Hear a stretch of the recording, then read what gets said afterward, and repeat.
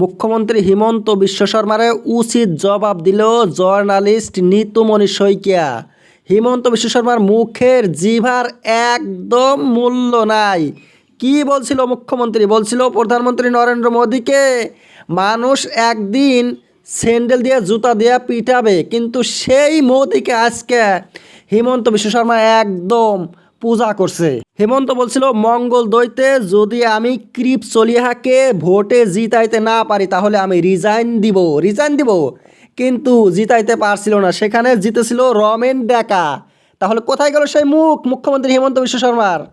হেমন্ত বলছিল প্রয়াত মুখ্যমন্ত্রী তরুণ গগৈ হিতেশ্বর শইকিয়া নাকি ওনার পিতৃ সমতুল্য, মা বাবার মতো ছিল, কিন্তু তারা এখন তার কাছে একদম জঘন্য ব্যক্তি হয়ে গেছে। কিভাবে? হেমন্ত ঘুইরা ঘুইরা বলছে দুধ খাওয়ানিরা যারা রাজনীতি করে, রাজনীতি হলো দুধ খাওয়ানি রাজনীতি। কিসের বা দুধ খাওয়ানি রাজনীতি?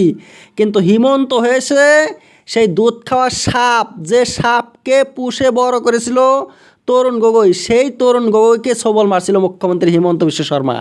তরুণ গগৈ হিতেশ্বর শইকিয়া ছিল মুখ্যমন্ত্রী হিমন্তর কাছে যশোদানন্দ দৈবুকে। আজকে কি তারা কেন?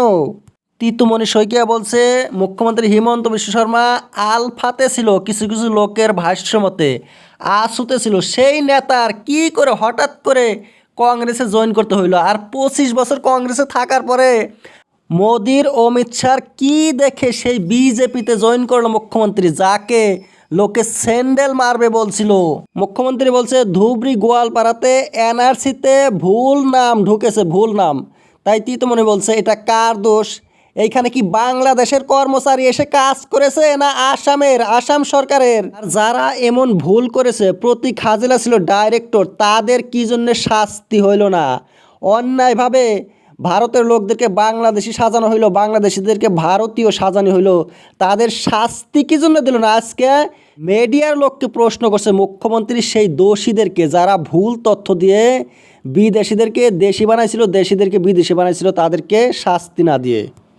তিতুমণি বলছে আসামের সমস্ত মুসলমানকে মুখ্যমন্ত্রী বলে বাংলাদেশি। আসামের কি সব মুসলমান বাংলাদেশি?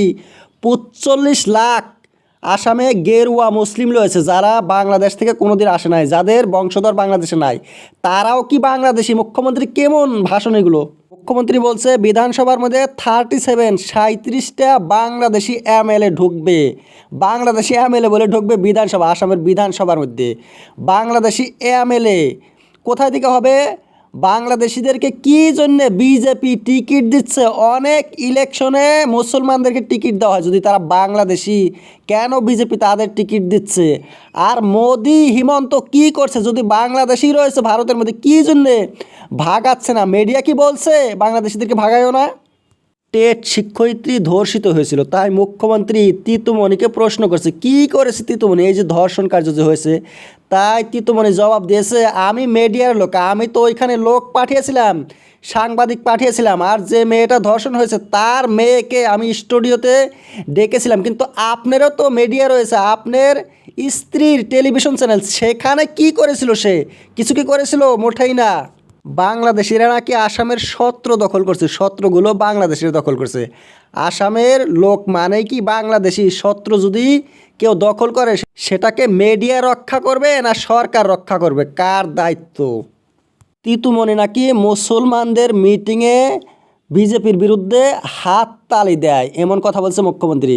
তাই তিতুমণি বলছে আমি কোন মুসলমানদের মিটিংয়ে হাততালি দিছি, আপনি একটু প্রমাণটা দেখান, যদি আপনার সাহস আছে, আপনার যদি জিভা সত্য কথা বলে। তিতুমণি আরও বলছে আজকে আপনার মুসলমানরা এত শত্রু হয়েছে, একদিন মুসলমানরা আব্দুল খালেক আসামের একজন মুসলমান নেতা, উনি আপনার প্রিয় বন্ধু ছিল, ওনার হাত ধরে আপনি ঘুরছেন মুখ্যমন্ত্রী হওয়ার জন্যে, কিন্তু আজকে সে আপনার চোখের কাটা। আপনার একই জিভা, একই ঠোঁট, একই গলা, তাহলে কথাগুলো আলাদা কেন?